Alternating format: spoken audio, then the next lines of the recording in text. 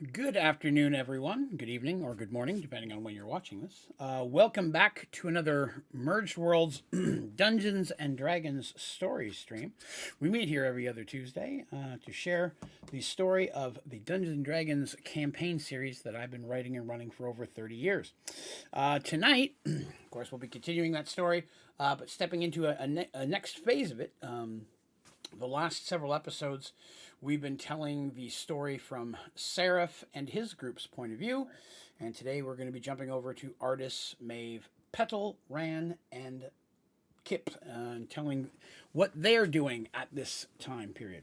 We'll do a little bit of a recap, mostly on where we left off for them, and then talk about the time change, the time difference in between there, because Seraph's story encompassed months, almost close to a year's worth of story.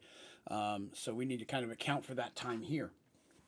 When we last left off with Artis and her friends, it was under a slightly different situation. They just completed their own little adventure and were prepared to move on and continue their search to try to find or potentially catch up to Seraph and his group.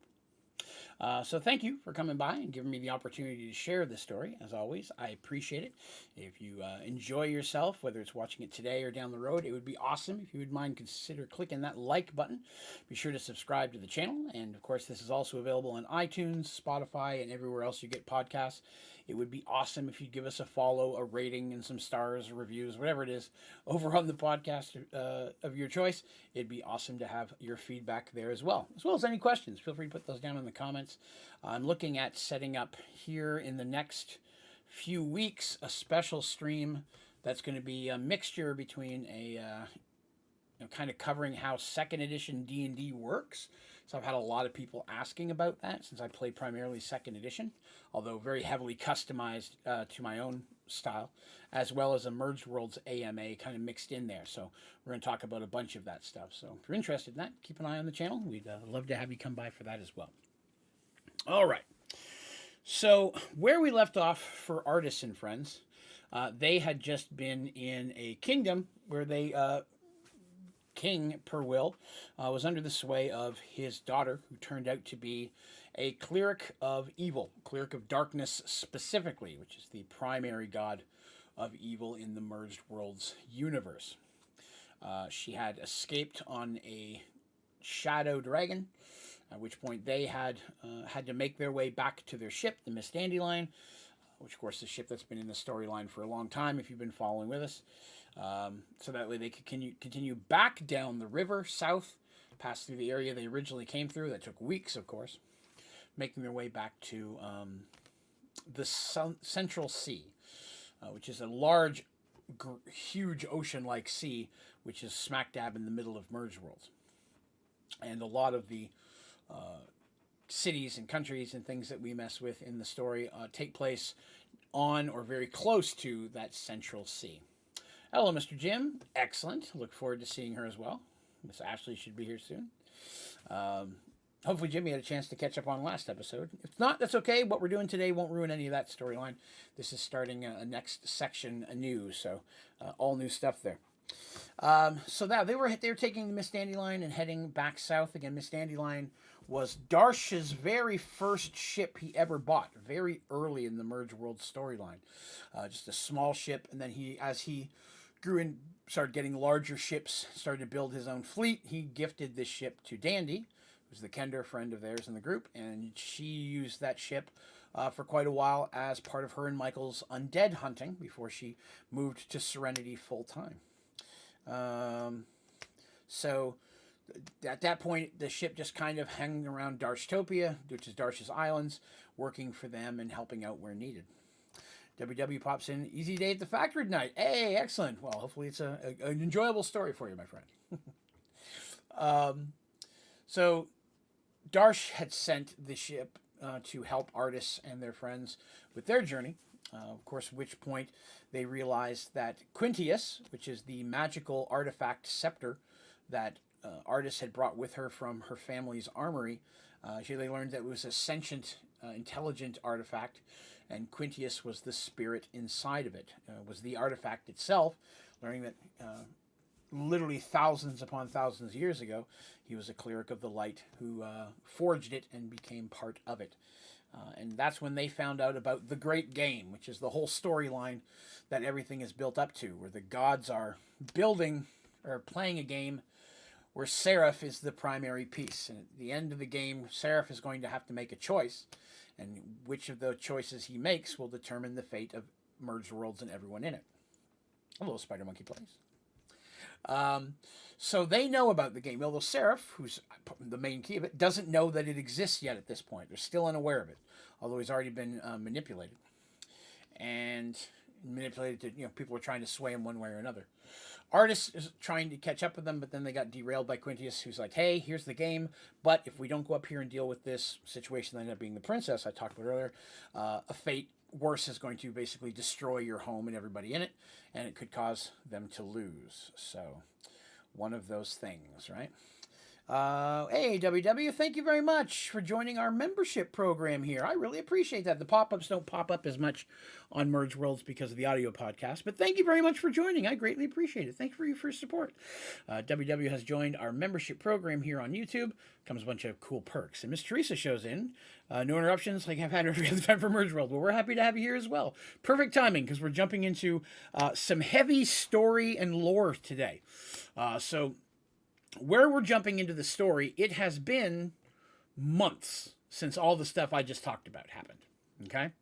Months since all that has happened. And they are, again, they went back to the Miss Dandelion. We're making the way south. One of the last things that we learned in that of their section is that Kip, who was the bard, half-elven bard friend, the gentleman who joined them early in the adventure and is now at the beginnings of a relationship with Ran, who's the rogue/warrior of the group, was also a spy for someone who's been spying on them, or a plant in the group, although no one there knows anything about that, just you guys. So that's kind of cool as well.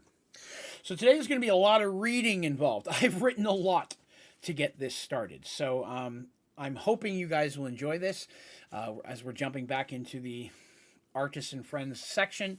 We're going to have an opportunity for some of those other characters in that group to really step forward and shine in part of the story. Artists has been the heavy lead in up until this point, with Petal getting a little. We're going to give some more time to everybody involved. And this is going to set the stage for several episodes at least going in a row. Long-term storyline for these guys. So hopefully you enjoy this intro. I'd love to hear your comments after it's all said and done.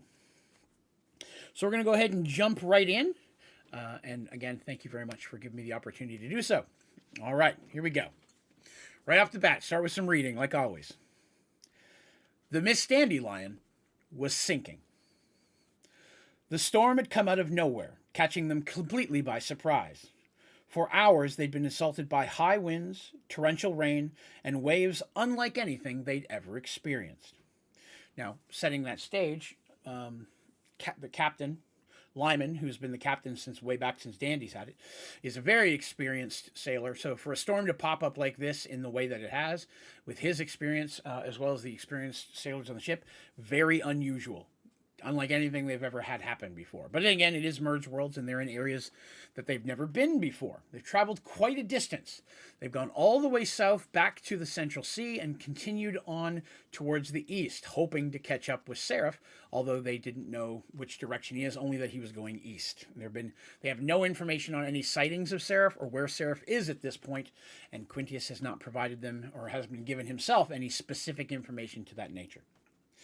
But where they are right now, they're being hit by a huge storm, massive waves, and at this point, the Miss Dandelion is sinking. Then came the worst, the moment that the mast snapped. The heavy wooden beam toppled over and off the deck. It was attached to the ship through many ropes, and before anyone could do anything to cut them free, the mast pulled the ship over onto its side. So I want you to imagine this. The mast that holds the main sails, obviously the sails have probably been pulled in at this point. I have limited boat knowledge, so let's hope I'm saying that rightly. But the mast breaks, it's all strapped down, holds how the gears and so on, snaps partway through, and it falls off the ship, and the weight of it, because the sails are still attached to it, even if they're unfurled, they're going to gather water. It's going to start to pull the ship over onto its side. Petal was an excellent climber, having inherited her mother's incredible dexterity. Remember, Petal is half human, half kender. Even still, she was barely able to grab onto one of the ship's ropes with one hand as the ship began to turn. In her other hand, she gripped her satchel. Against the captain's orders, she'd returned to her quarters to get it. Its contents were far too valuable to risk getting lost, even worth her own life. Some of you may remember she picked up something in the last adventure that was very important to her, though we don't know why. Another large wave crashed into the ship, and Petal felt the wood beneath her feet give way. She clung to the rope as she dangled just a few feet over the churning sea. She felt her hands slipping on the wet rope and began to slide further down.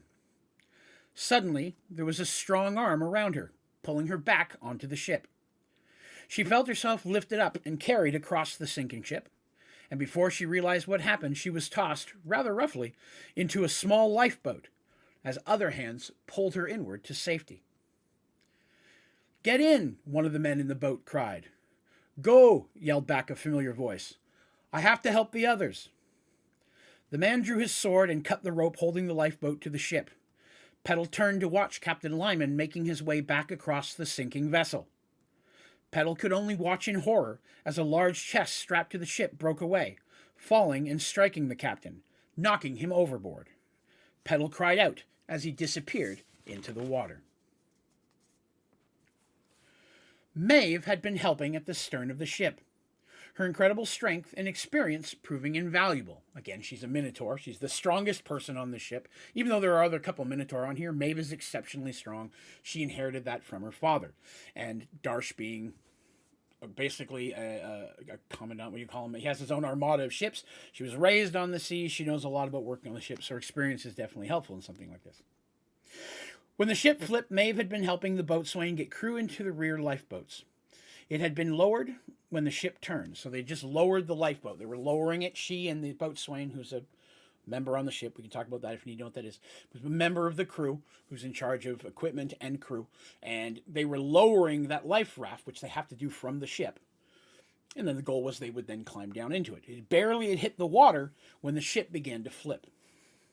When the ship flipped, Maeve had been helping. I already said that, sorry. It has been lowered when the ship turned.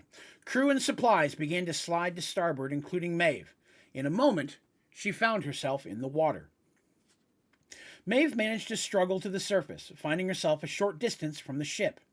Looking around, quickly saw that the lifeboat trying to save members of the crew from the water. She began to swim towards them. So that lifeboat she landed, they're now trying to pick up people who fell into the water relatively close to the ship, right? People who didn't make it or were trying to help lower them, like the boatswain, folks like that. She'd almost reached it when she heard a cry for help somewhere nearby. A short distance away, she was able to make out the head and shoulders of Ran swimming towards them. She could see he was pulling someone along with him, who appeared unconscious. And while she couldn't see the person's face, she recognized her blonde hair easily. Maeve adjusted her course and fought her way through the waves over to him. She could see blood on his face, but couldn't make out where he'd been injured. Rand's face changed to relief at the sight of her. Maeve grabbed onto Artis as well, and the two together swam towards the life raft, which had seen them and was making their way over. So she sees Rand in the water, pulling an unconscious Artis, trying to swim. Rand's an okay swimmer. I'm sure he's skilled, but this type of water is beyond his capability. Maeve's stronger swimmer, stronger person, gets over there, helps grab her, and the two of them are now pulling it over. It's going to be much easier on Rand, much easier to get to the boat. The boat noticed them, because we'll be honest, Maeve is definitely going to stand out in the water, being as large as she is, horns and all that. She's a Minotaur. So the boat's like, oh, there's some, we got to go help them. Let's see. Upon reaching the boat, Maeve ordered Rand in first to help load Artis. With the help of a crew on board, he climbed in easily. Again, he's also very dexterous. While he's a warrior, he's very close to a rogue-like in many of his abilities, much like his father. Next, they struggled to pull in the unconscious princess. The men had just began to pull her in when the crash and creaking of wood could be heard. The mast had finally pulled a large piece off the deck with it before disappearing below the sea. So the mast, where it was braced, the bottom part of it, and the ropes, has literally ripped a chunk of the deck off the ship, and that's caused it to finally sink. That's going to leave a big hole, right? A big hole in the front main deck of the ship, which is now on its side. The giant hole was now rapidly filling with water as the ship began to sink deeper. Maeve knew she only had seconds.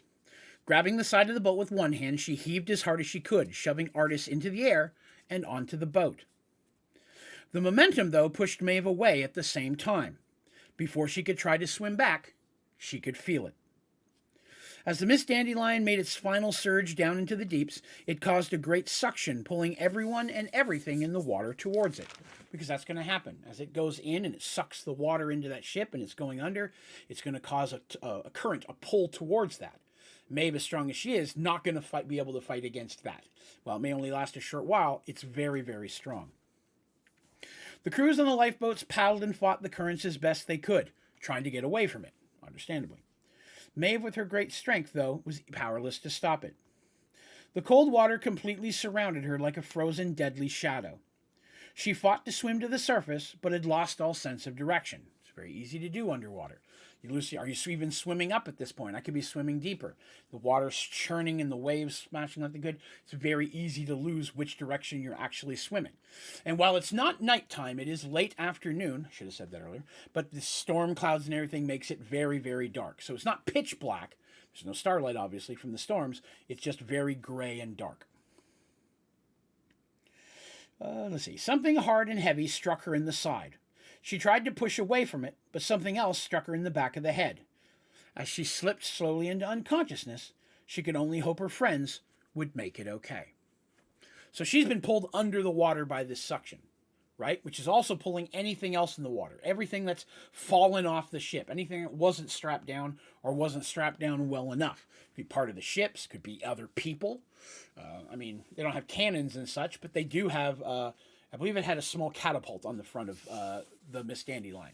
They decided to go with a catapult instead of the giant crossbow-looking thing that I'm forgetting the name of right now. So again, you're going to have some type of rocks or something, projectiles to shoot from that, even just a few, and that thing could come loose as well with the weight of it. So you can imagine a lot of heavy stuff in the water, all swirling in this current that's being caused by a ship sinking down, right? They are not in sight of shore. They are out into the water, although they're not like miles and miles out. They are a distance, but far enough that you can't see the shore where they are. They're in relatively deep water. So something hits her real hard in the side, like enough to like potentially crack a rib or like cut her deeply. It's a very hard blow. Before she can try to push off from wherever that is, another heavy thing hits her in the back of the head. Stuns her to the point that she's blacking out. She can sense she's blacking out underwater, not knowing which direction she was swimming, and all last thing she thinks of is her friends, right? To kind of set that stage for everybody. All right. So at that point, Maeve is unconscious. Does she make it? Let's continue. We'll find out. I'm going to take a sip, though.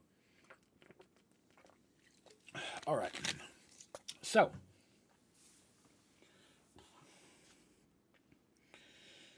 the first thing that she felt was pain. Her head pounded worse than any hangover she'd ever experienced. Maeve lay on her back, surrounded in darkness. She could feel something over her eyes. She tried to lift her hand to remove it, but her arm immediately shot with pain. "Rest easy, little sister," said an incredibly deep voice from next to her. It was unfamiliar to her, yet somehow comforting. "It is good you are awake," came the voice again. "You've been out for many days, and I was concerned you may never waken." "Where am I?" Maeve managed to ask through her parched and dry throat and lips. "You are safe and among friends," said the voice. "My friends!" exclaimed Maeve. "I must find them. Are they all right?" "Easy, little sister," she heard. "They are here, though I am told not everyone from your ship survived. I am sorry for your loss. Every life is sacred, and we mourn the passing of all who are taken too soon." Maeve again tried to sit up, struggling through the pain in her head and arm. "Gently," said the voice, as he placed his hand on her arm to help. His very large hand. A hand covered in fur. Ignoring the pain, Maeve snatched the wet cloth that had been over her eyes and removed it. She was in some kind of hut or tent. It was large and made of some kind of large leaves and cloth, leathers and such, in combination, and its furnitures were very sparse. She lay on a bed that's barely above the ground, more like just a very low cot. Sitting next to her was another minotaur. He was not far from her age, within probably a few years. His fur was a light brown, and he had striking blue eyes. He was very muscular and in good shape, although Maeve estimated he was a hand shorter than her. His most striking features, though, were his horns. Like all Minotaur, he had a pair of large, long horns growing from his brow. But unlike any other Minotaur she'd ever seen, his were curved and spiraled, much like that of a ram. "Who are you?" she asked. The young Minotaur smiled. "My name is Brota Waveslinger. You are safe with me and my people." Teresa says, just listen to the episode where Darsh bought the dandelion. Oh, wow. It's a ways back there. So there you go. Jump forward to the future there. It's it gets in a lot of adventures between there and now, Teresa. So he introduced himself as Brota Wavesinger. Says that she and her friends are safe with him and his people. Now, he was dressed in very common leathers, and around his neck was a thin rope with which hung 3 large shark teeth. "I need to see my friends," Maeve said flatly. While Brota had only been kind to her, she needed to know more about her situation. Brota nodded and handed her a large horn filled with water. "Of course. It is too soon for you to be up, though. Wait here, and I shall fetch them for you." She nodded, sipping from the horn, as Brota rose and left through the tent's opening, pushing aside the blanket or tarp that was covering it. For just a moment she could see sand nearby and heard the crash of the waves hitting a beach.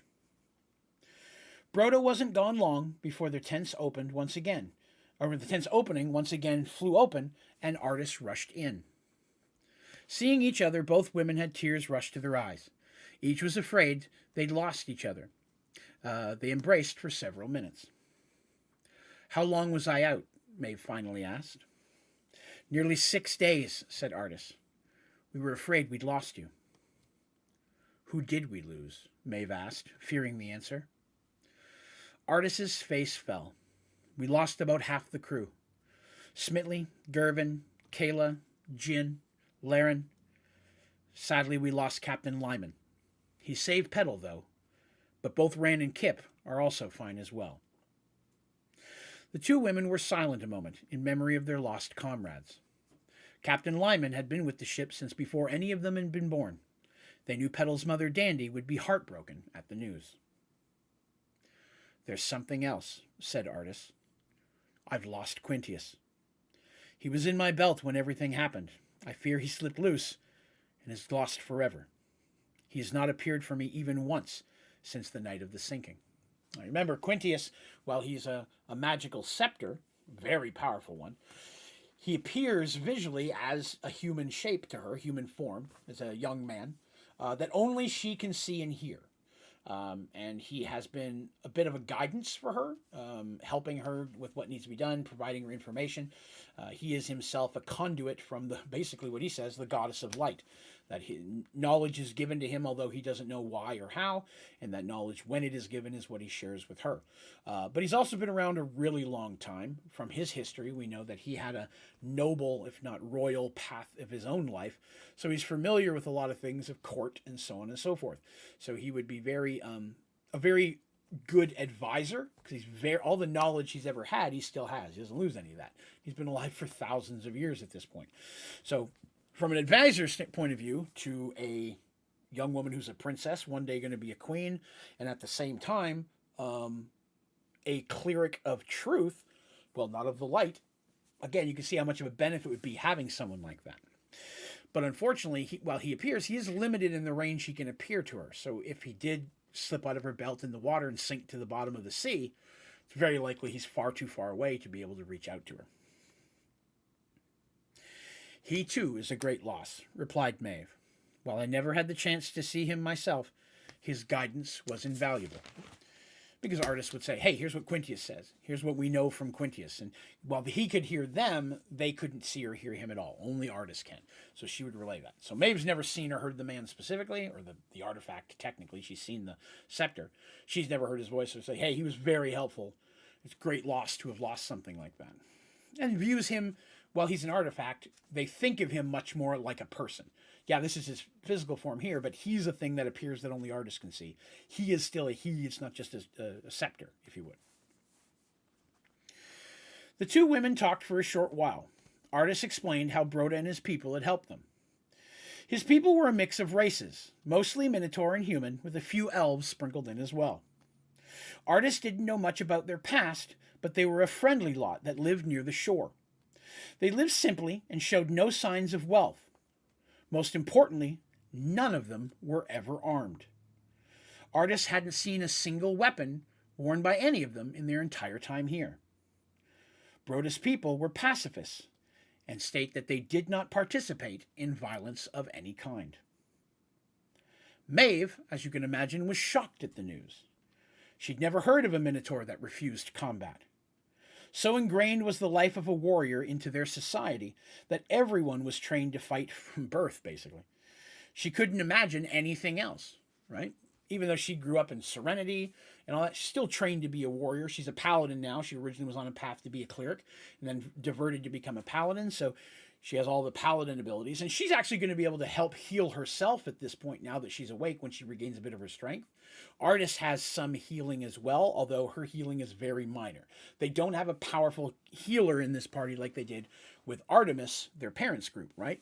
Because they're clerics of truth and paladin of truth. They have some healing, but it's very minor. Broda and his people, whether they have or not, we'll see, but they helped with a lot of the healing up until this point.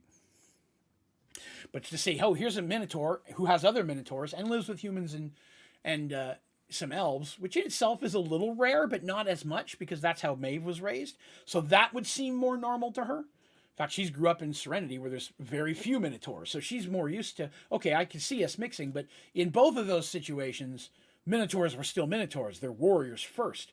Even the clerics of whatever, you could be a chef. You're still a warrior first. That's kind of the path. So this, hearing that Broda and his people are pacifists, don't have weapons, and don't fight at all, very much opposite of anything she's ever experienced with Minotaurs before. Just then, Broda once again entered the hut. He smiled genuinely at the two young women. I have someone bring you something to eat, Maeve. Well, I'm sure you're eager to get up and about. You're still healing. It'll be best if you stay here to rest, at least until the morrow. After you've regained your strength, we'll help you get out and get around. Maeve begrudgingly agreed, and Artis promised to come back later. Maeve laid back down to rest her eyes for just a moment while she waited on the food to arrive. By the time it got there, she was already snoring. Passed right back out again. The next day, Maeve felt well enough to leave the hut. It took a few moments for her eyes to adjust to the bright sun and the warmth. So inside the hut, there's no windows, obviously. It's pretty dark in there. Probably had a small fire. Even in the summertime, it can get cool. If you've ever been to the beach, it can get cool on the beach at night. There's a lot of winds there. So it has a small fire. So she's more used to warmth isn't as bad, but she would have been in that hut for days without really seeing sunlight. Broda's community sat just far enough inland to be safe from the stormy seas. Maeve learned these people adored the ocean and their life based around it. The food they ate came from small farming plots and everything else from the sea. It appeared there were about 100 people overall, with just a few children. So the layout itself it's a good distance from the sea. You can see the sea from where it is, but storms and stuff's going to make bigger waves. They're far enough away that they're near the sea. They can see it, but they're not in as much danger. Probably comes up on a bit of a hill. They're on a bit of a rise. So again, it's more protection from waves and storms. They all live in these small hut-like homes that appear to be, not brand new, probably a couple years, but nothing in the area looks to be very, very old. There's no older buildings. There's nothing made out of stone. Everything is built out of the same very basic material. And when I say farming plots, again, living close to the shore, it's mostly sand and stuff, hard to grow there. It's possible they may have even transported dirt over to make farming plants that they could grow vegetables and herbs and things that they might need out of. The layout itself is mostly donut-like, if you will. So it's rounded, the community. A large communal bonfire in the center. very likely the community itself is very communal in the way that it eats. Groups will prepare food. Community eats together. Everybody works. There's no one. While they may have certain skills, and somebody may be good at tanning, and somebody good at leather working, whatever that case is. There's no professions. They don't work and pay each other in currency. It's a very communal way of living here. Everyone works for the benefit of all of them. Let's see. As Maeve was given a tour, everyone from the community was excited to meet her. Friendly smiles and welcomes were everywhere. And I said there were very few children. None of the children appear to be older than 5 or 6 years old. That's important. Okay? So all the children are young. You don't see a lot of teenagers. It's all going to be of a younger crew, and several of the children are going to be human. Some of them are going to be Minotaur. There are no elven children in the community at all. There's very few elves, probably 3 or 4 of them. Maeve was overjoyed to see Ran, Kip, and Petal. She heard each of their stories about their escape from the sinking ship. Petal wept openly as she told of Captain Lyman's last heroic act to save her. Ran told of the chaotic ride in the lifeboat, trying to keep Artis safe and make sure that they didn't flip and lose Artis. Last it came to Kip, who hesitated, trying to skip by the conversation. Ran, though, would not stand for it. He told Maeve how Kip had grabbed a rope of the lifeboat, tying it to himself and giving the other end to the crew.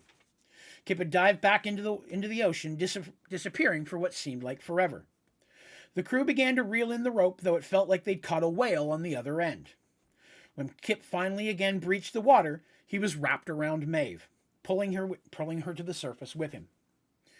Maeve was too heavy to lift onto the lifeboat without capsizing it. Once Kip and Maeve had gotten close enough to the boat, the crew used more rope to tie the two of them to the side.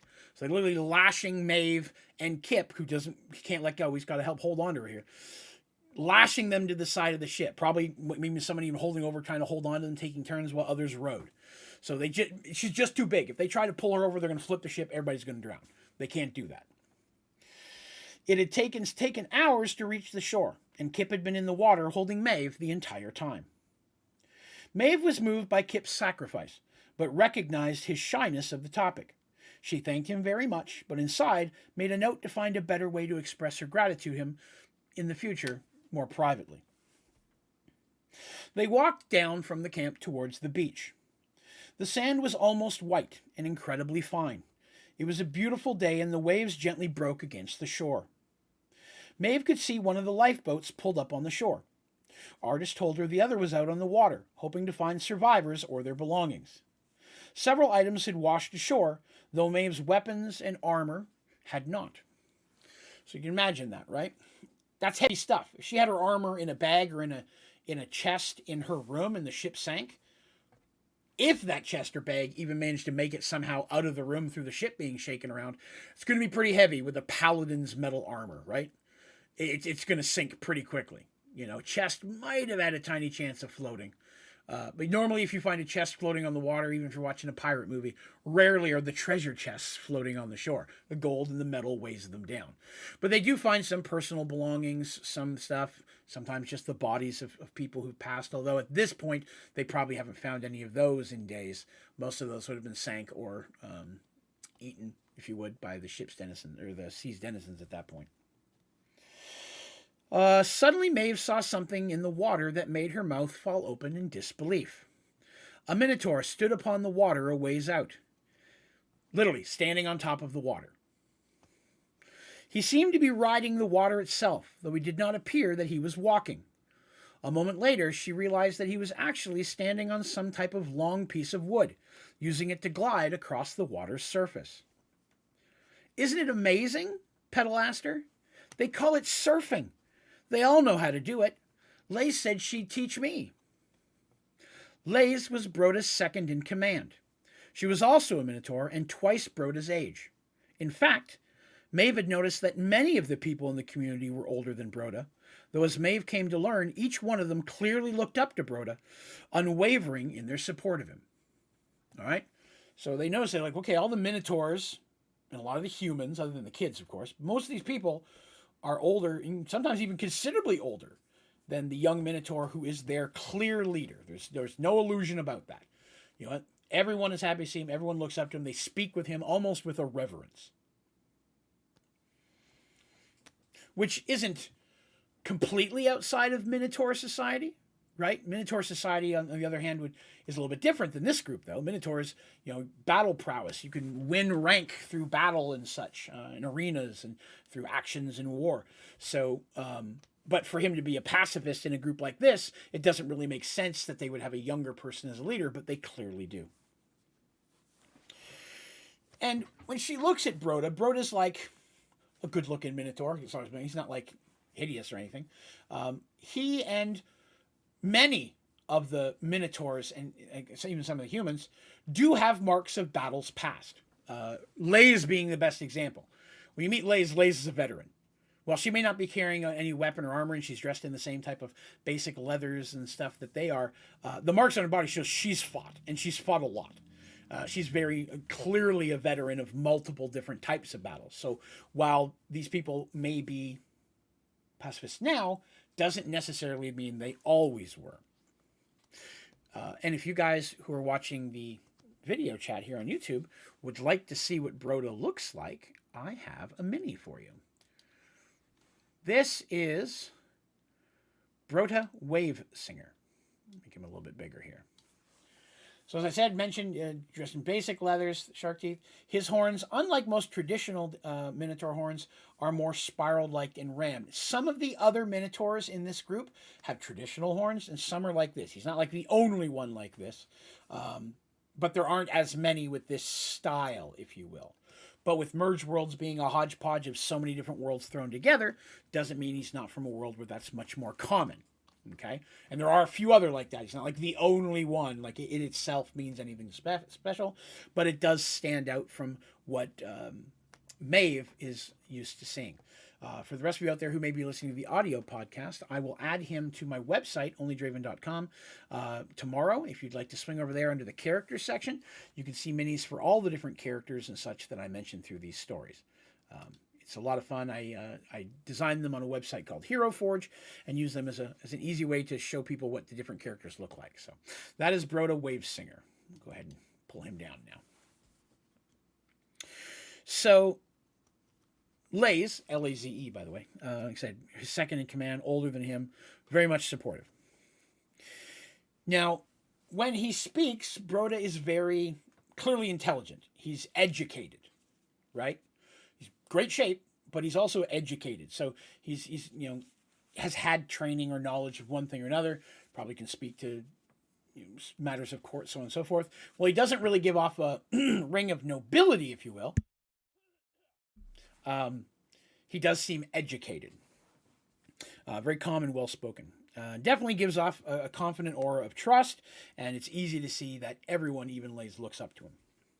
Maeve, of course, thanks him for all the help that he's been to them, feeling as a Minotaur that she should thank him specifically.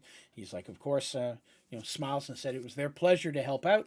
All lives, again, he says, all lives are sacred, and anything we can do to help save and assist lives, definitely something we want to do. He does make the comment that other than his own people, he hasn't seen another Minotaur in years, right? The area that they're in right now, he says, my people are Minotaurs, but we've not seen another outside Minotaur in years at this point. You and a couple, there was only a few Minotaurs on the ship, and one or two of them survived, were part of the crew. The crew was mostly human. But there were a couple some Minotaurs, and two of them have survived. So there's two other Minotaurs here in the group. They're not named NPCs at this point. They're just crew members, so on and so forth. But these are the first Minotaurs Broda and his people have seen outside of their own group in a long time. Now he mentions that, he's learned a little bit about their homes, where they're from. She's been unconscious, like I said, 6 days. She's had plenty of time to talk to Artis and Kip and Ran and Petal and learn a little bit about what happened to them, help out where they can, and learn where they're from. But he learned all about their homes, Serenity, Cronear, which is the Minotaur Kingdom, because, of course, he'd be interested to know about that, as well as Darshtopia, Maeve's father's islands, which are also Minotaur ran. Maeve, of course, is like, well, you know a lot about us. What about you? Where are you from? For the first ones you've seen in years, and she's just looking at them. Some of these guys are, him especially, and the kids are younger than the merge. That's important. He is someone who is most likely, like her, born after the merge happened. So he would never have existed on the original world that his home came from. So if he's been here the whole time, right, since his birth, what part of this new world or such did he come from, and how did he and his people end up way out here? Broda looks hesitant at that, and he just kind of smiles and says that that's a story for another time, because he then points out into the water, look, there, your other ship is returning. And everybody looks, and sure enough, the other lifeboat can be seen. He's like, that's a story for another time. Here come your people. We should check on them, see if they had any success. Maybe finding a survivor, although the chances of that are next to none, or maybe found some more of your stuff. So, of course, they make their way down to the shore to help pull the boat up. Maeve is feeling quite a bit better at this point with her own healing and such. Her personal healing is better than what she can do to other people. So her own healing and stuff, pretty good. She's pretty much up to par, helps pull the boat in and such, and helps load them in. The crew, those that were out in the lifeboat, are very happy to see Maeve as well. They would have known Maeve probably for most of their lives. Happy to see she's up and doing well again. The first mate of the ship was a Minotaur named Torg, and he's one of the survivors. And he was on here. He's kind of taken over running the crew since the captain passed. He's not claimed the active captain because, to be honest, that's something that Darsh would have to put on them since they consider themselves part of Darshtopia, not part of Kronear. They believe their home is Darshtopia. So it'd be Darsh's will to promote him to captain if such a thing should happen. So he's still first mate, but he's taken kind of control over the crew, although the crew in itself have been told, you're here to help Artis and Maeve and Petal and Ran, and now Kip. So if they would really direct things. If Artis is like, hey, we need you to do this, they're probably going to do it unless he felt it was detrimental, like going to get the crew killed, because he is going to look out for his crew. Okay? So first, Torg tells what happened when they were out there. So they return to the approximate area that they found the Miss Dandelion had sank in. It is a relatively deep area and not something that they would be able to just swim down to the bottom and look for things in the ship. It's too deep for that. But when they returned this time to that area, they found 2 ships there. Ships that were slightly larger than the Miss Dandelion, but clearly working in concert. And they found that they were there gathering items and wreckage from the ship. There was at least 1 mage on the ship, and they were using magic to try to raise things from the sunken Miss Dandelion. When Torg and his people approached the ships, the captain of whatever the ship is, no specific name, captain of ship number 1, we'll say, was confused and thought that they were part of Broda's community, right? If these ships are from around here and you see some Minotaurs and humans in a boat together, oh, you must be from that Minotaur-human commune up the beach several hours from here. So he assumes that that's part of Broda's community. And not knowing exactly what their intentions are, Torg is smart enough to say, oh yeah, we're part of that community. Yeah, we're just out here and saw you ships and thought we'd check in kind of thing. Jim asks if it's deeper than knee-deep. Exceptionally deeper than knee-deep, Mr. Jim. So they thought they were part of Broda's people. The captain of that ship said that a ship had crashed and that the wreckage had been claimed by Dagger's Bay. And they were encouraged to leave those waters and leave anything from the ship alone. So while not openly threatened or anything of that nature, it was implied it would be best if they got out of the 2 ships' ways on their scouring of getting items. So with magic, it might be possible to bring things from the ship, right? Whether a spell of water breathing or something of that nature, or whatever the case may be. There's a lot of different spells that are can fall into the hands of smages, which are the nickname for sea mages, which is a specification type of mage in Mergeworlds. Mages that specifically work on ships, work on the ocean, and have a lot of ocean water-based spells to help the ship and the crew and so on. So to have things for recovery would also only make sense if they have a good sea mage.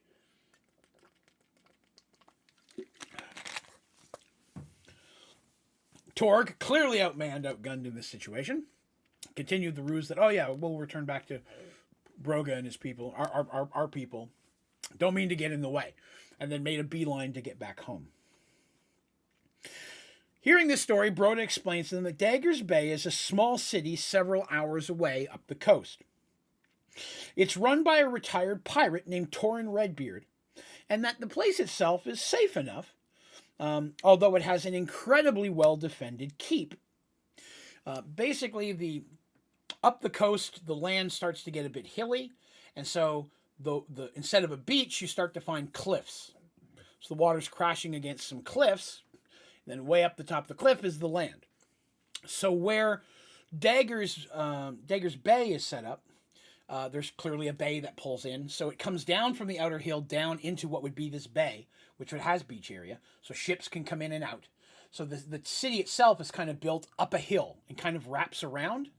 And at the very, very top, there's a bit of it's not a clear flat wall, of course. It sticks out a little bit, and there's a fort built on the top.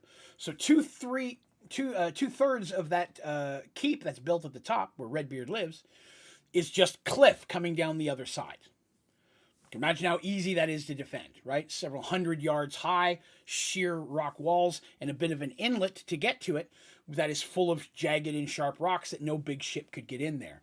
Even a small ship would have a hard time getting into that little inlet. Not the bay itself, which is a short distance away, but kind of next to it.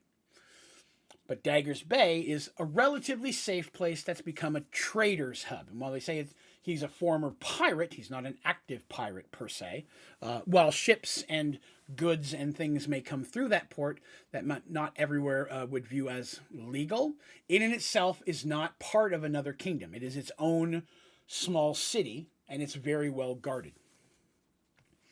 Let's see, where did I leave off here? So it's a safe enough place. It's definitely used as a trading hub for several different cities up and down the coast and several of the on-land kingdoms that are a distance further inland. And Broda himself and his people occasionally trade there as well.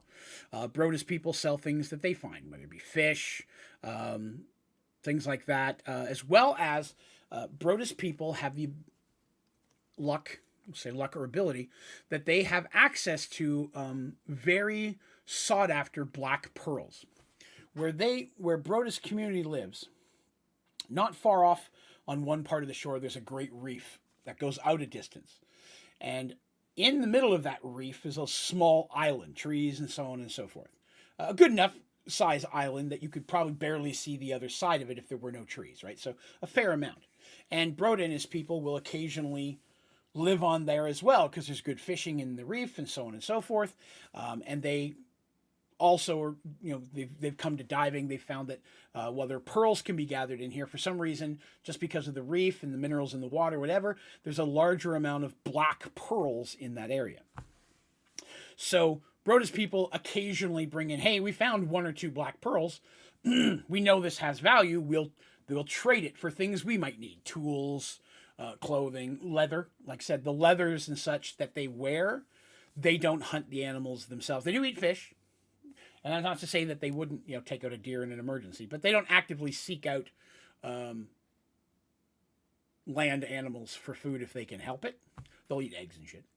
There's a name for that type of person, but I can't think of what it is off the top of my head. Some of you will remember.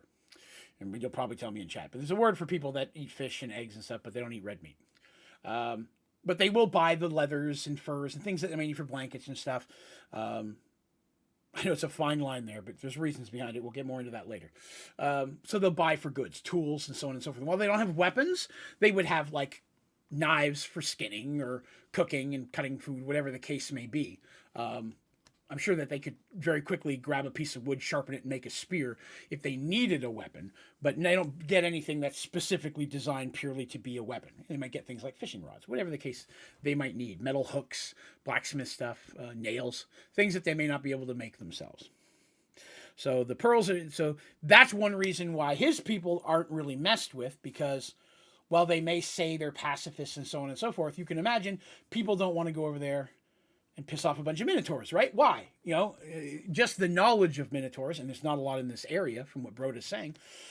That's a lot of, the knowledge of what minotaurs are normally like. Like, okay, they say they're pacifists, but if we mess with them and they stop being a pacifist, what kind of damages, over 100 people, of which 2/3 of them are minotaur, are going to happen to us, right? It's a lot of minotaurs.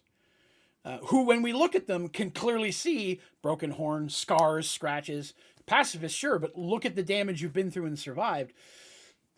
But occasionally you want to bring these pearls in and trade them to us because you have no reason for them. They're probably getting a steal on them, right? They're probably giving Broden and his people much less the value of what those pearls are worth, as well as any seashell jewelry they make, because they probably make other pretty stuff and things as well. Sure, why not, right? Probably not just the pearls. So it's been found in Dagger's Bay. Hey, with the Minotaur living there, we don't have to worry about something else living there that could be causing problems. It's land that they hadn't claimed, right? It's out far enough away from Dagger's Bay that they hadn't claimed it as their own. They don't have any issue. They don't mess with us or anything. They just want to be left alone, which is good for us. And they occasionally bring us stuff that we get for half the price. Why would we want to mess with that? At least at this point, they haven't. So Broden's people are seen as okay, you're just a group of people that occasionally get us stuff. So there's no negativity between Dagger's Bay or Broda's community at all. They get along just fine. Now, Broda had heard of Dagger's Bay scouring wrecks in the past. Heard of, while in town or talking or people traveling through. Say, oh, yeah, there was a ship that crashed and, they were out there. And there's probably still a little bit of piracy going on out there, although it's kind of hush-hush, not as open as it used to be. So he doesn't know very much about that. But he's like, yeah, this doesn't sound like a shock. I could believe that they might be looking, and again, originally pirates, finding access to your stuff or your thing, probably make them some profit. So I wouldn't be against that. And again, there are several kingdoms inland and further up the coast that depend on Dagger's Bay for trade. That's the link that links these different kingdoms together.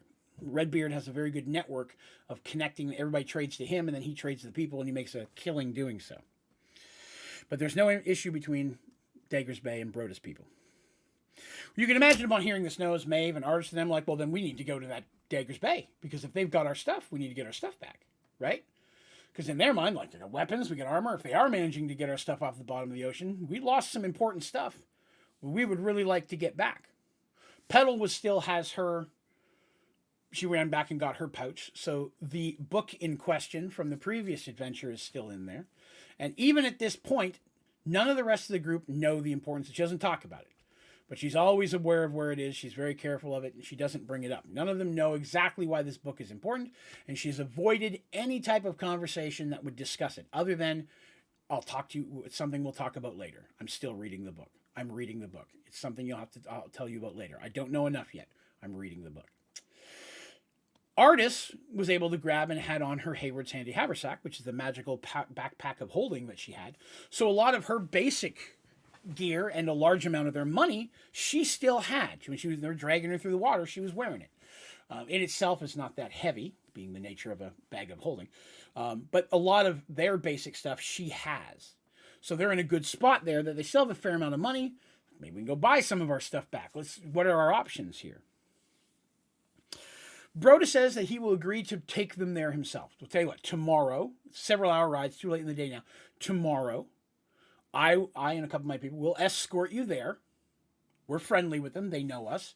You guys, obviously, you're a cleric. And while Maeve is a paladin, and she may have still on a necklace or something that kind of hints at that, she's not as obvious as Artis is as a straight-up cleric who still has her medallion on. So her holy symbol. So you worship, or your good gods that you're followers of here, this is still a pirate city. So coming in with us, you'll probably be a little bit better received, if you would. Now, Broda very, very quickly urges diplomacy. Listen, I know that they have potentially some of your things that belong to you. And I understand that feeling. And they may feel that these are things that they're digging off the bottom of the ocean, so they're free reign. They have, they have a reason for feeling that way, a standing. And I'm sure that if we use diplomacy and talk, we're going to be able to come to some type of solution where we can get back some of the things that are most important to you if they happen to have anything of that nature, which they may not have gotten anything of value. Maybe they just got resources like, food or cloth or silks, things that they aren't as important to these guys to get a hold of. But he very much urges not to let it escalate into violence. Number one, he's not good with that. They don't like violence. They're pacifists. Number two, it's a very well-armed keep, right? You're going to have a lot of guards there, pirates, so on and so forth. You're going to lose if you try to come against these entire group of people. And without saying so, he's kind of implying you will lose. AKA, we're not getting involved in that side. If you get into violence, we can't participate. You, 5, will lose. Maeve agrees that diplomacy is the best answer because, again, cleric, paladin of truth. They're not, it's not like, I just got to fight and kill everything. But at the same time, also states that there are items of theirs that they will do whatever it takes to get them back. Broda nods at that, although she can see he's very disapproving of that pep comment. Listen, yeah, I understand, we're going to be nice. But if they've got some of these things, one way or another, we're getting them back. He's not liking to hear that. At the same time, Maeve is not real keen on his displeasure. Maeve's like, listen, I understand your thing, but listen, that's our stuff, you know? So there's a little tiny bit of friction there, it feels like, because of that kind of different point of view. And raised by Darsh, she's not a punch first, ask questions later type of person. She's just not that way. But with everything they've gone through, and at this point the loss of people they loved that were part of the ship and crew, it's going to sting a little bit to think that theirs and some of those people's stuff may have been stolen and they want it back. So at that point they return back to the huts for the rest of the day. The next day they're going to move on to Daggers Bay. Now that evening, the communities decide to have a celebration. Maeve's up and down, doing well. Everybody's okay. They decide to have a celebration for Maeve's people, as well as a remembrance for those that were lost. Nothing official happened until they kind of said, okay, we found everyone we can find. And that's kind of what today's determination is. Now that there's other ships out there, they're going to find them before we do. We've done all we can to get any type of survivors, and Maeve is up and running. So we're at the point where we need to kind of have that closure. So it's a twofold celebration there. A celebration of life and respect. There's a large bonfire in the center of the city, as I mentioned. There's plenty of food, drums, music. It's very hippie, if you will. Very hippie would be a way that I'd kind of describe the community. Hippie. For those of you out there who might be hippies yourselves. Dancing. Overall, everyone's having a good time. So sitting kind of together in a group. It's going to be the 5 of our friends. We got Maeve, Artis, Rand, Kip, and Petal. Kind of all hanging out, eating and watching the people dance. And Petal probably been up dancing and such. And Kip and Rand would and such as well. Artis and Maeve, a little bit more reserved, less likely to hop up there and dance around, but watching their friends have a good time. But at this moment we're speaking of, they're all kind of sitting there eating some food, having some drinks and stuff. So they're all kind of hanging out. And sitting with them is Jim hanging out in the woods, right? On the woods, gotcha. So they're just kind of hanging out there, and eating with them is, of course, Broda, as well as Lays, second in command, and Gillen. Now, Gillen is the priest of the community. He's a human, and he's older. He's probably in his late 50s, early 60s at this point. Very balding, very short, thin beard, but what hair he does have is completely grayed out at this point. And he is a priest of Saoirse, goddess of nature. Okay? So Saoirse is a god that's been mentioned in the past, but we haven't gone into a lot of depth about it. Saoirse is a goddess of nature. She is a goddess of the light. She's considered a good goddess. And she oversees pretty much animals, nature, things of that nature on land. Okay? You're in the woods. Very, very much, very often, other than light, very commonly a rangers goddess, druids. Druids pretty much are all Saoirse. And a peace, that kind of thing. So a lot of that. She's a good person. All right? So he is a cleric of Saoirse, which fits in real well with this type of community. Okay? Through conversation, the gods of light, neutrality, there's still people who still pray to Corum, god of war. That's the traditional Minotaur god.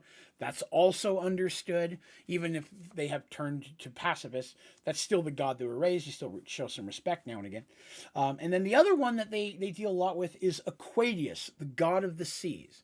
Basically the Saoirse of the ocean. So Saoirse handles the on-land nature. Aquadius handles the water nature, right? It seems kind of unequal, right? There's all this stuff on land and stuff. He just handles the water. There's way more water in most worlds than there is land. It goes super deep, and there are way tons of life forms in there. So that's still a big deal for those races that live on or under the water. Aquadius is the one who oversees them. Now, Aquadius, being the opposite of Saoirse, is considered a god of darkness, known to have a big temper, and to be very fickle, right? just because he's a god of darkness doesn't mean he's necessarily straight up evil. It's just kind of not that good, neutral, evil thing is. There's lists of them, but there's a lot of gray area in between there, right? So it doesn't matter if you're a good person or evil person. If you're going to go take a voyage on the seas, you're going to give a little prayer to Aquatius, hoping for a good voyage, right? Because that's his jam. That's what he takes care of. And so for these people to live on the ocean and dedicate so much of their life to the ocean, it would make sense that they would also pay homage to the god of the seas and the oceans, with them living so much of a lifestyle of that type. So they're kind of sitting there, just hanging out. Lays is by far the largest minotaur in the community. She's got a reddish-brown fur, although parts of it have started to go gray at this point. Multiple scars, like most of the minotaurs you would see. Probably the most scarred out of all of them. Lays is, again, twice the age of Broda and an extreme veteran. And they're kind of just hanging out there, right? And they're talking about their past. And maybe Maeve is telling some stories. Artis is talking about her mom, the queen. And, of course, Maeve would be explaining Darshtopia, which is, hey, much like you guys, Darsh is not just a, hey, we're all about minotaurs. Humans and elves and dwarves, he trades with everyone. All are welcome on his islands. It's a place of peace, but at the same time, he doesn't tolerate crap. A little bit different from here, but he's one of those people that's respected by the human communities, the elven community, the dwarven community, and the minotaur community. Crone are. He's considered a noble of them as well. He's got his stores and such over there. So he's got his hands out in all those areas. But talking about how he's also kind of overall a man of peace and all the things that he and their parents have been involved in to save the world and stuff. Lays just kind of makes a comment to Broda that her father sounds a lot like you, Captain. In many ways, he kind of sounds like you. He says, kind of sounds like you, Captain. And Broda just kind of gives her a look and shakes his head. And she apologizes. I apologize, Broda. Your father sounds a lot like you, Broda. So it gives a little bit of a moment of silence and uncomfortability there for the friends. And of course, as you can imagine, Petal, the Halfgander, says, "You're a captain? I didn't know you were a captain. Do you have a ship?" Broda smiles and looks at the little Kender and says, "Not that kind of captain." And everybody just kind of, and you can see that they're all looking at him for more. And with a sigh, he says, "I understand that you want to know more about this and us. It's understandable you're curious. You've hinted you want to know in the past. Fine. Okay, I'm going to tell you kind of how we came to be here. I'm going to basically tell the story of Broda and his community and how they came to be where they are." So with a sigh, Broda puts down his bowl. "I can see your curiosity. It's understandable you'd want to know how a community like ours came to be, so far different from from the kind of ways that our kind normally lives. We do not speak of our past often, choosing to live for the future, but I will share it with you this night." So everybody's kind of settled in, and you see that Lay's a little bit uncomfortable, realizing that her comment is kind of what's making him tell this thing that he clearly doesn't want to talk about.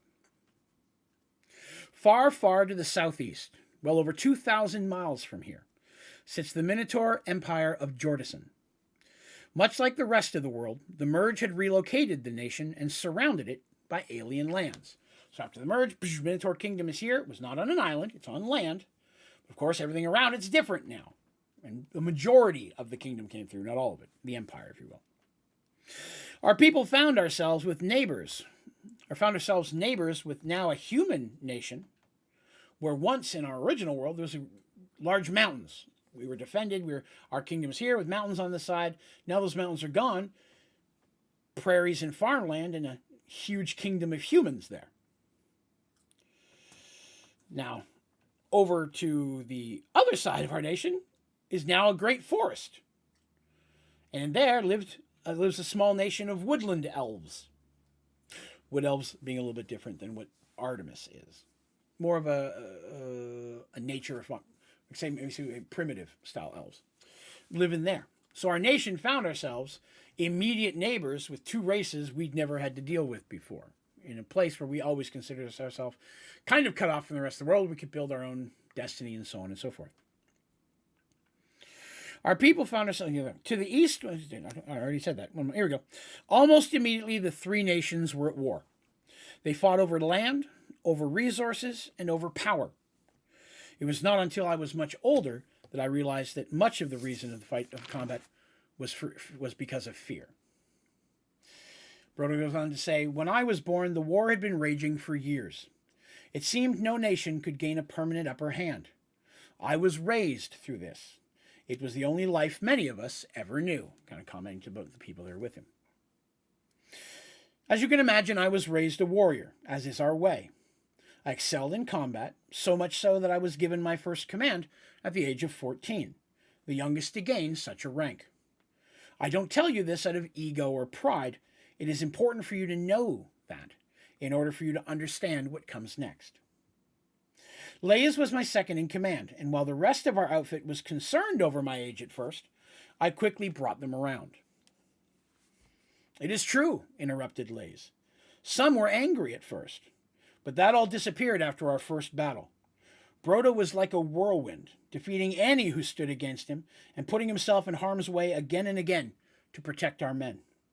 It took only one battle for us to see the kind of leader he was, and only one battle for our enemies to start calling him Leia's, interrupted Broda, silencing the woman. She looked away, clearly embarrassed. So she's like, oh yeah, she's seen it. They were calling, and then he's like, whoa, chill. I'm telling the story. So he looks away, lets him continue. We were victorious, continued Broda. At not only the first battle, but every battle, every mission, and every excursion we were successful at. Again, I was promoted to captain and given a larger command. I was 17 when the Battle of Tears occurred. My company was given the honor of leading the attack. Armies from all three nations had gathered in never-before-seen numbers. We'd been told the humans and elves had forged a secret alliance, deciding once and for all to cleanse the land of our people, to enslave any who would survive and force them into lives of servitude. General Corgan gave a great speech. He spoke of honor and battle, told us we fought to defend our people, our children.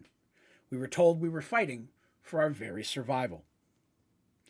Broda's face then takes on a look of anger, yet all of us were deceived. When the battle began, we tore into the enemy. My command fought directly against the humans. So you can imagine humans, elves, they're still side by side. It appears that humans and elves may still be skirmishing, but mostly it's minotaurs against them, the elves being the smallest group of the three. Again, we tore into the enemy. My command fought directly with the humans. They could not stand against us. We cut through them like a scythe through wheat. I can't tell you how many lives I took that day. Far too many to remember. But I remember the last life that I took very clearly. We were in the heat of battle, and we were routing their forces. It seemed that victory was imminent, only a matter of time. 2 humans stood before me on the battlefield, unmoving. They did not run. They would not flee. Humans are all so much smaller than us, Broda said with a sigh. I sometimes still forget quite how much so. These 2 were smaller as well. Why should that be any different than normal? I approached them and I saw their weapons shake in their hands. I took pleasure in their fear. It took me only seconds. The first hit the ground, his head crushed by the weight of my shield, and in a single movement my trident slipped past the sword of the second, piercing the man right through the chest. I hit him so hard, his helmet, which was too large for his head, flew off, and I could only stand there shocked. The small body at the end of my weapon belonged to a human child. He could have been no more than 10 or 11 years old. He hadn't stand to fight me. He'd been too afraid to run. He did not know how to fight. This was not a warrior, was not any form of worthy foe. With blood flowing from his mouth, the boy still lived and tried to say something. I set him down and kneeled next to him. Though battle raged around me, I struggled to hear his words. And he whispered, "Please don't hurt my mother." It was the last thing the boy ever said. I knelt there in shock. What in the hells was going on? Not far away, I saw another human fighting against one of my command. I pushed back everyone, pushed through them, through the others fighting, and he turned to fight me. I easily knocked away his weapon and grabbed him, lifting him clear off the ground and into the air. I began to question him. Why was he there? Why was he fighting? Why did his people make war on us? My people saw. Many of them came closer, both to protect me, because I'm not fighting at the time. I'm holding this guy up in the air. My people don't want me to get stabbed in the back by some human or elf, right? And also to try to figure out what was I doing in the middle of battle, holding up a human and shaking him in one of my hands. The man was too afraid to lie. He said he was fighting to protect his home and his family. I learned my people had been attacking and pillaging and murdering both the humans and elves for decades. Both the humans and the elves, multiple times, reaching out, begging for peace, begging for some type of what's what I'm looking for? Agreement. Hey, let's make peace here. We were taking their crops and their animals and pushing them to a point of starvation. The humans that fought us now were the last that were able to do so. I was killing, nay, murdering farmers, merchants, innkeepers, and even children. I set the man down. I was in shock, as were the people around me. There was no honor in this. This was not war. It was genocide. I commanded my people to stand down. Without hesitation, they obeyed. The humans, what few elves were in the area, stood there confused. Why did we stop attacking? They could not understand what was happening. The order to cease spread down the lines. Within a few moments, the three armies, or what was left of them, stood there on the battlefield, mingled and kind of just staring at each other. Several other captains made their way to me, questioning my actions, assuming I'd been given orders. I told them the truth. Most were as surprised as I, though on some faces I saw the shame of those who already knew. What he means by that is, I'm telling these people, we've been lied to. These people aren't warriors coming to kill us and take over our people. That's what we've been trying to do to them. Some of those faces go shame because they knew, right? If they've been doing that, some people had to know. Sorry, wrong word. You can imagine that. If a military is out there just slaughtering innocent people, somebody knows. Some people were doing that. You can see some of the faces in the group, which were obviously a part of that. It wasn't long before General Corgan and his men arrived, demanding to know what was happening. I could see that over in the humans, several of their leaders had arrived as well. I told the general what I'd heard. I demanded to know if it was true. He grew angry at my insubordination, commanded us once again to fight the enemy. And once again, I demanded to know the truth. Furious, the general told me it was the command and the will of the empire that we cleanse the humans and elves from the land, so that the empire could grow from their lands and wealth. Yes, we're going to take them, we're going to take the lands and wealth. It's all for the empire. That it was our destiny to rule, and that these weaker races did not deserve to live. Everything I'd been raised to believe, everything I'd ever fought for, crumbled in that moment. I dropped my shield to the ground and told him I would fight no more. The general was enraged. He called me a coward and a traitor. He said that I was no better than a deserter, one of the filthy humans that stood across from us, and that I would be stripped of my command, and that he would sentence me to death.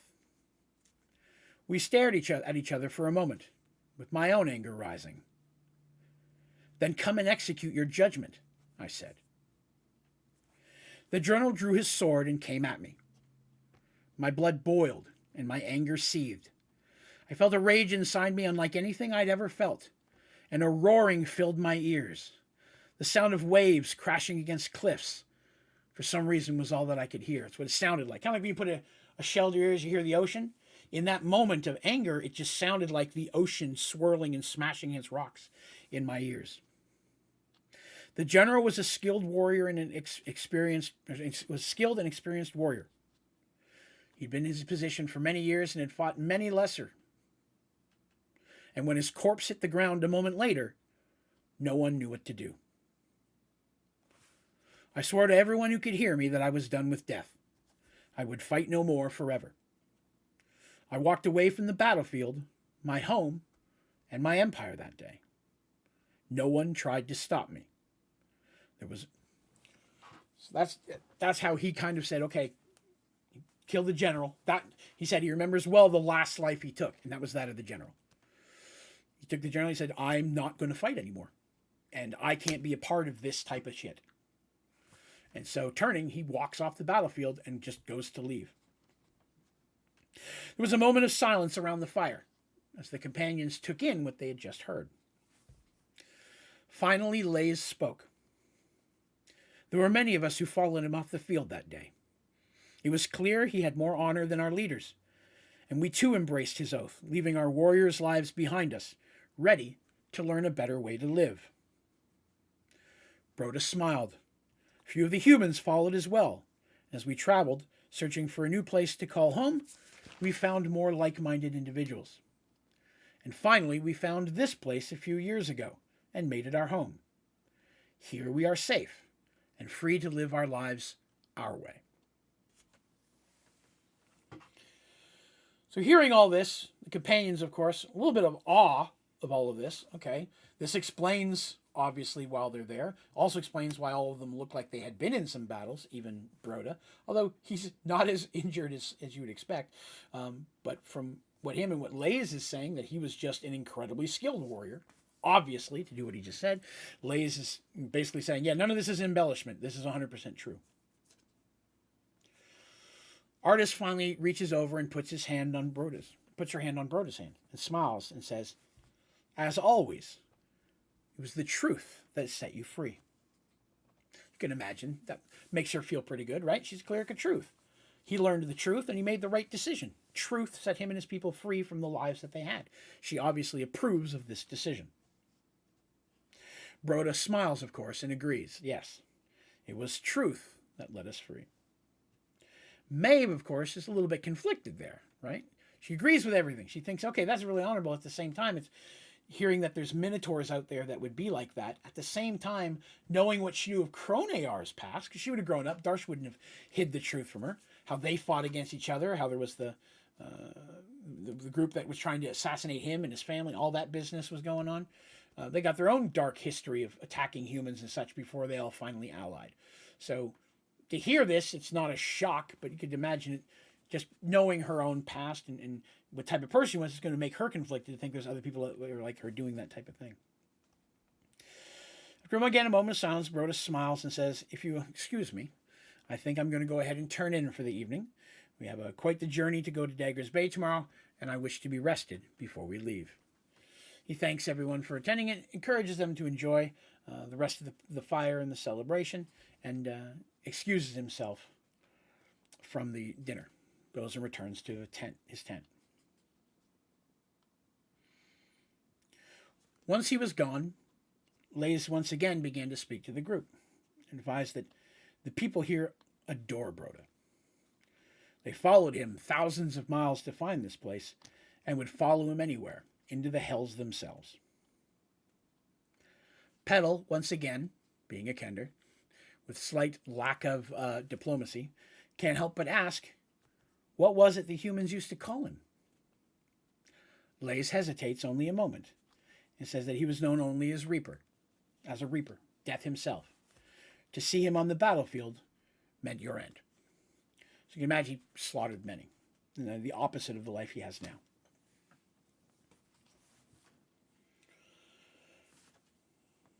Celebration continues. Everyone turns in for the night. The next day, Broda, Lays, and several other of his locals, probably people who were going to go in their town anyways. Hey, it's a good chance. Let's go in there, make it a regular trade thing.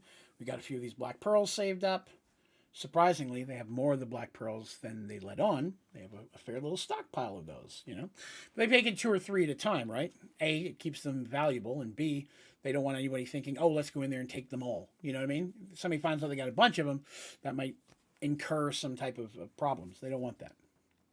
So a group of them, along with our heroes, traveled to Dagger's Bay, which only takes a few hours traveling along the shoreline.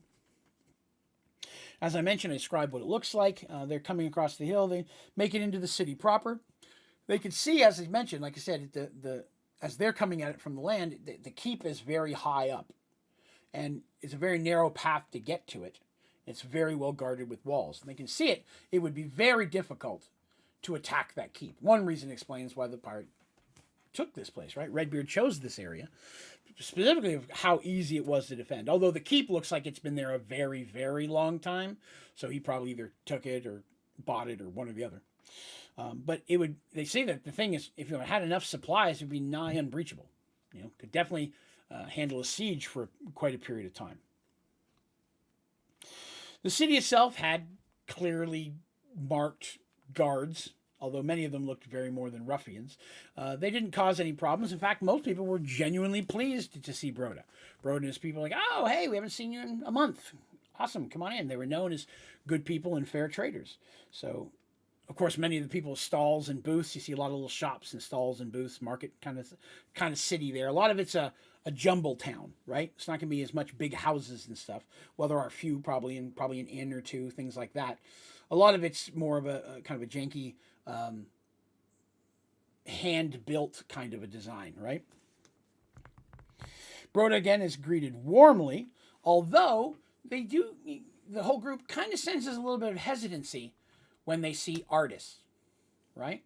Artis, who is clearly a cleric. She's wearing her cleric robes. She probably put on nice ones for this specifically. Remember, she had her Hayward's Hand Haversack. She got her fancy robes in there and such.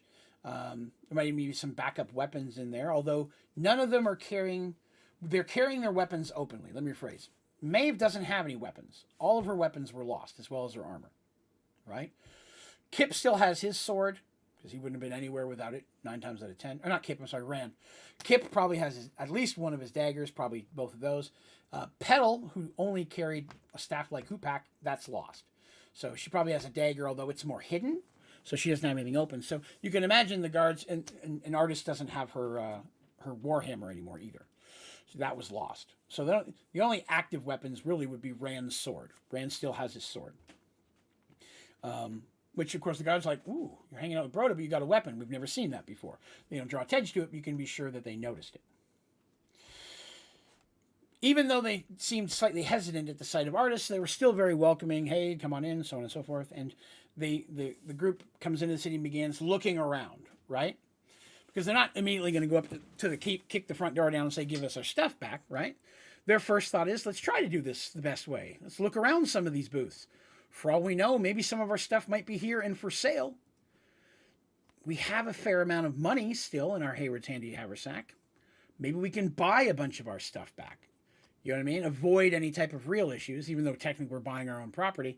It still might be the easiest way to go through this. So they start going around shops looking for any signs of anything from the Miss Dandelion that might be recoverable.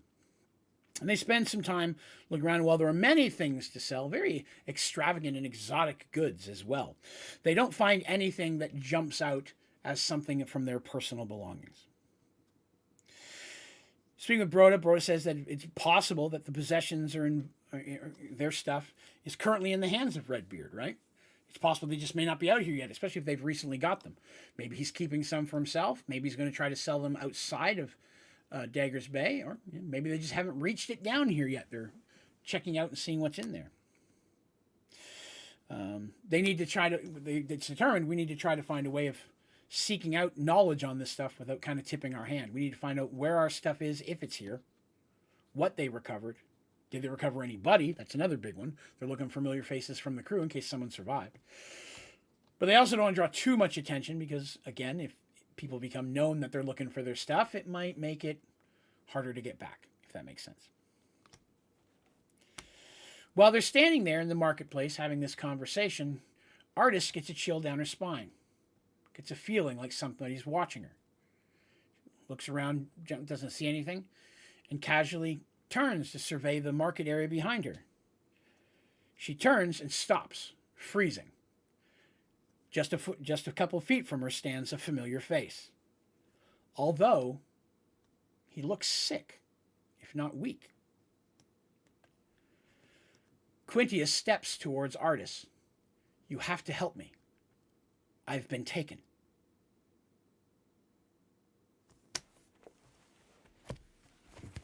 And that's where we're going to stop for today.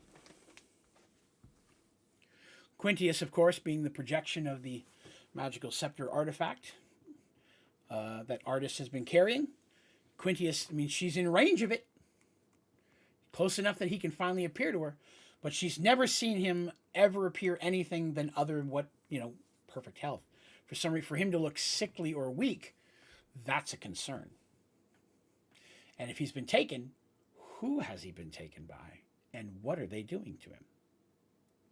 These are questions for next episode. So, 2 weeks from now, we will continue this story. Continue with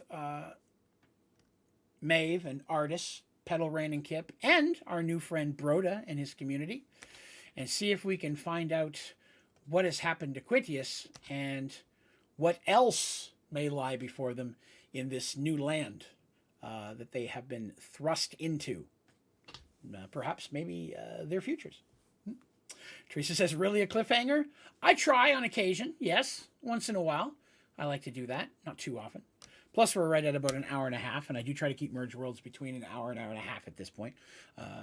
Again, I've mentioned this over the last few episodes, but people had commented that 3-hour episodes sometimes made it really hard to stay caught up. So I do try to keep it between an hour and a half at this point, make it a little bit easier in consumable chunks. But our next episode will be 2 weeks from today, and we will be continuing this storyline. We'll be staying with Maeve and Artis in this group for some time, much like we did Seraph's story for good 5-7 episodes, I think, at that point. We're going to be staying with these guys for a while. Definitely up to and potentially past episode 100, which we are only a few episodes away. And I'm trying to plan something special for that. So hopefully you guys will continue to hang out with me and give me the chance to do that. But that said, I'm going to call this one a fond day. Thank you all for coming and listening to me tell my tale. Again, if you enjoyed the stream, please remember to click like. Even if you're watching or listening to this 10 years down the road, it definitely helps out. And subscribe to the channel if you haven't already. But if you have an iTunes or Spotify or any of those podcast sites, if you will, it would be awesome if you wouldn't mind going and giving the podcast a follow. If you'd like to leave a review, give us the 5 stars, all that kind of stuff. Definitely trying to spread the story to as many people as possible. And every time you guys do that on an episode or on a podcast, it definitely helps their algorithm put this podcast in the ears of new people. So thank you all very much for your support. I hope you enjoyed today. I enjoyed hanging out with you. But we will see you here again 2 weeks from today, where we will continue with a little bit more Mergeworlds. Stay tuned on my Discord channel. Links down the bottom of the description of this, or you can go to my website, onlydraven.com. Here in the next few weeks, like I said, I'll be scheduling a special stream, which is a D&D / Mergeworlds AMA that's been requested. So that'll be before the end of the month. Keep an eye out for that. But you folks, I hope you all have yourselves a wonderful evening, a great rest of your week, and I hope to see you again here in 2 weeks for a little bit more Mergeworlds. Have a great day.